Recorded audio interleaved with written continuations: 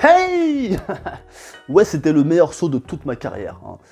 Bon, un saut un peu inutile, tout ça pour dire qu'aujourd'hui je suis debout. Ouais. Bonjour à toutes et à tous, aujourd'hui on se retrouve pour une nouvelle vidéo, évidemment, où je vais te présenter deux mangas qui, clairement, à la précédente lecture manga, j'ai été un peu plus agréablement, j'ai bien aimé, hein, je vais pas te mentir. Je vais parler de Adam, ou Adam, on va dire Adam parce que ça parle un peu plus aux gens de dire Adam, et de Hitman. Alors Hitman, pourquoi je t'en parle en deuxième? Tout simplement parce que c'est mon manga préféré entre les deux, pas mon manga préféré de tous les mangas confondus. Et que bien évidemment j'ai envie que tu restes jusqu'à la fin de la vidéo. Donc on va pas perdre de temps et on va enchaîner immédiatement avec le synopsis. Faut suivre mon ami. Le dernier rempart de l'humanité est un robot. Guerre mondiale, pollution extrême, extinction de masse. À ces calamités qui s'abattent sur la Terre s'ajoutent désormais des psychés de gigantesques créatures volantes d'origine inconnue qui attaquent l'humanité tout entière depuis l'espace. Face à elle, un seul espoir. Adam, robot humanoïde doté d'une âme. Alors ça, c'est chez Pika, et puis l'autre aussi. La couverture m'a déjà pas mal hypé. Pourquoi? Parce que c'est une couverture de très bonne manufacture. C'est très épuré, c'est en noir et blanc avec du rouge qui représente du sang, hein, et puis aussi son nom il est en rouge, donc bon, ça ressort bien graphiquement, visuellement c'est beau. Donc j'ai été attiré par ça. Et quand j'ai lu le synopsis que je viens de te lire, j'ai kiffé, parce que moi j'aime beaucoup tout ce qui est espace, robot, enfin voilà, bon il en faut peu pour me rendre heureux. Normalement, t'as la référence. Et du coup, qu'est-ce que j'en ai pensé? Eh bien, c'est pas mal. C'est pas un truc de ouf. Pourquoi? Parce que je m'attendais à totalement autre chose au niveau de l'histoire. Mais c'est vraiment pas mal. Il faut savoir que dans ce premier tome, on va nous donner beaucoup d'informations. Des informations qui sont détaillées avec des petits astérix. Parce que bon, nous, on n'est pas des scientifiques. Il y a pas mal de termes scientifiques. Ça parle aussi de nanotechnologie, si j'ai bien compris. Donc, notre protagoniste Adam est le cyborg. Mais il y a aussi un deuxième protagoniste qui est son créateur, dont j'ai oublié le nom. Donc, on va regarder tout de suite dans le manga, comment il s'appelle? Ah, Jess Maxwell. Pas japonais, mais c'est pas grave, on s'en fout. Et donc, ce qui est intéressant aussi avec Jess Maxwell, c'est que c'est un personnage qui est pas forcément introverti, mais il ne dévoile pas forcément ses sentiments. Même si c'est un être humain, on a l'impression qu'il est encore plus robot que Adam. Donc, au niveau des informations de l'histoire, on n'a pas grand-chose pour l'instant. C'est-à-dire qu'on sait que voilà, la fin du monde est proche par rapport à tout ce qui est pollution, surconsommation, tout ce que tu veux.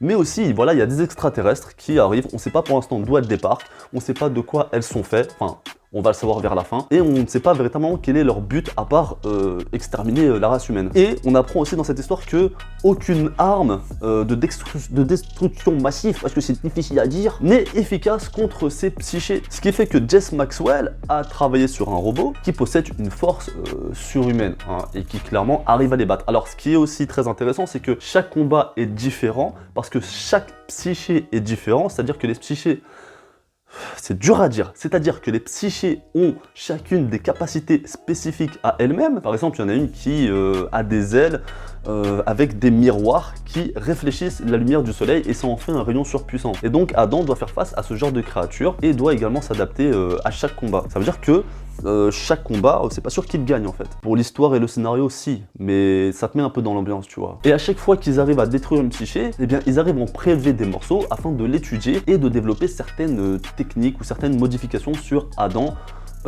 afin qu'il puisse évoluer et devenir plus fort. Le personnage de Adam est ultra intéressant parce que au départ c'est juste un cyborg. Il n'a aucune caractéristique humaine à part le physique, mais c'est-à-dire qu'il n'a pas de cœur humain, il n'a pas de cerveau, contrairement à des cyborgs dans d'autres séries, et il n'a aucun pouvoir décisionnel de, comment dirais-je, sur lui-même, c'est-à-dire qu'il ne peut pas, un petit peu comme Skynet, vouloir contrôler le monde et détruire le monde. Hein, il peut pas, c'est une intelligence qui est indépendante, mais pas tant que ça. En le lisant, tu vas capter. Et pour nourrir sa soif de connaissances, il lit énormément de livres. Parce que c'est vrai, il peut se connecter à Internet, mais il faut des codes, il faut la permission de Jess, si j'ai bien compris l'histoire. Ce qui fait qu'il ne peut pas se connecter à Internet de lui-même. Parce que s'il peut le faire, bah voilà, Skynet, et il contrôle le monde entier, logique. Et du coup, ce robot va commencer à nous montrer quelque chose qui s'apparente à des sentiments humains. Peut-être pas forcément de la tristesse, mais surtout de la compassion. Il se pose aussi beaucoup de questions par rapport à tout ce qu'il a pu lire et tout ce qu'il a pu enregistrer dans sa mémoire.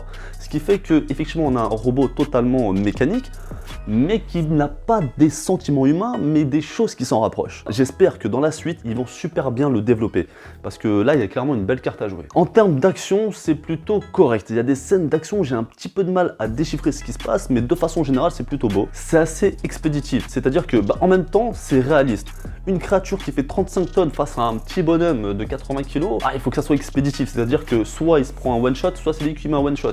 À un moment donné, il peut pas y avoir des combats à la Dragon Ball. Là où moi j'attendais autre chose, c'est que je m'attendais à des combats dans l'espace face à des gens de taille réelle, entre guillemets, et non des choses assez géantes, avec un peu plus de combats au corps à corps.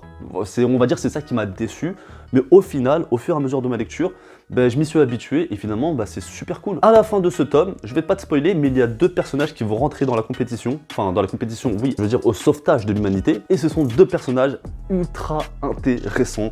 Je vais pas t'en dire plus parce que sinon je vais trop te spoiler, mais Adam, je te le conseille vivement.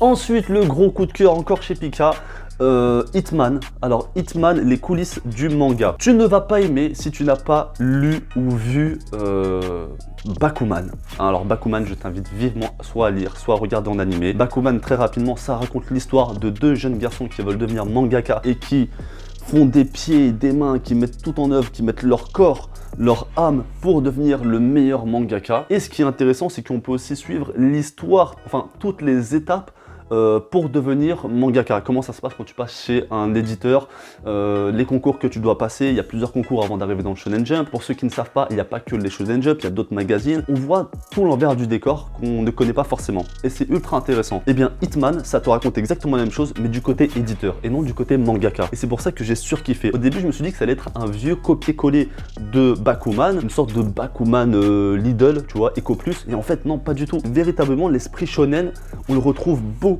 à l'intérieur. C'est-à-dire que dans un shonen, après je te raconte un peu l'histoire, mais là je te dis clairement c'est quoi, on va réussir à avoir des protagonistes et des antagonistes qui vont être plus ou moins puissants. Et soit on va avoir une unité de mesure, par exemple dans Dragon Ball c'est avec les scooters, tu vois, ils ont 9000, 10 000 unités. Dans One Piece, eh bien ce qui va déterminer la puissance d'un personnage, c'est la rançon pour sa capture, donc tout ce qui est wanted, c'est-à-dire que Luffy, je sais pas combien il vaut 2 milliers de berries, mais plus tu vaux tant de berries, plus tu es puissant. Et bien là, plus tu as vendu d'exemplaires, plus tu es puissant. En tout cas, plus tu as de charisme et plus tu es important dans la boîte éditoriale. Et du coup, notre héros, il arrive entre... donc c'est ça l'histoire du coup, parce qu'à un moment donné, il faut bien que je la raconte. J'ai pas fait le synopsis, mais c'est pas grave. Il arrive dans la boîte éditoriale pour son premier job. Il veut devenir éditeur. Et évidemment, ce qui est logique, il a à son actif 0 manga vendu. Et le pilier, alors je parle pas du rédacteur en chef, parce que lui c'est le boss des boss des boss, mais on va dire le numéro 2 du coup, il est à combien, je crois, 150 millions et des bananes. 150 millions d'exemplaires de manga vendus, t'imagines? C'est énorme. Et bien lui, il va l'affronter.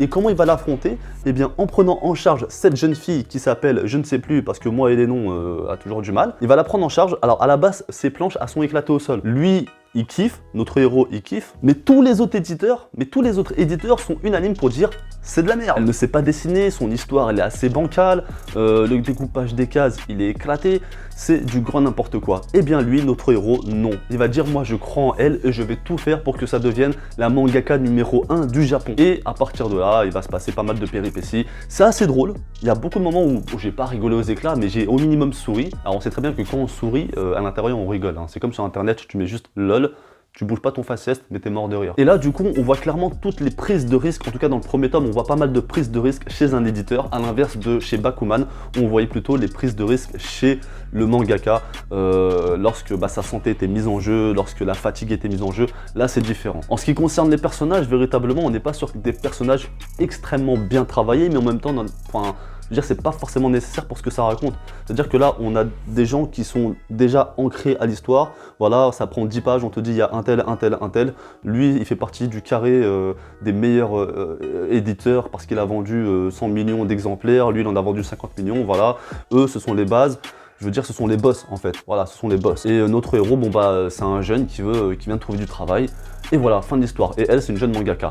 C'est tout. De toute façon, on n'a pas besoin de plus et clairement, ça ne dérange pas. Et en fait, ce qui est intéressant, c'est de voir au final comment lui, il va réussir à développer toutes les capacités de sa jeune mangaka afin de la perfectionner, de lui faire gagner des concours et pourquoi pas, on verra dans la suite si elle va devenir top 1 des mangaka au Japon. Et en ce qui concerne les dessins, c'est vraiment très agréable à regarder. On n'a pas affaire à quelque chose de minimaliste, on n'a pas affaire à quelque chose d'amateur.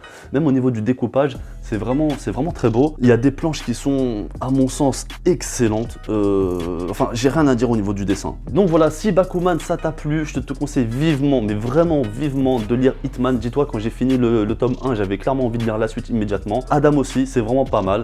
C'est pas un truc de ouf, mais c'est pas mal du tout. Tu peux, franchement, je pense que ça peut plaire à un certain public, mais ça, Hitman, c'est tout public. Clairement, Hitman, c'est tout public. Donc voilà, j'en ai fini pour cette présentation manga. Évidemment, n'hésite pas à mettre les petits pouces bleus qui font plaisir, hein, tu connais la chanson. Dis-moi dans les commentaires si Hitman et Adam te font envie, ou enfin, si tu les connais, même parce que peut-être tu les as déjà achetés, tu les as déjà lus. N'hésite pas à partager, puis si t'es pas abonné, abonne-toi!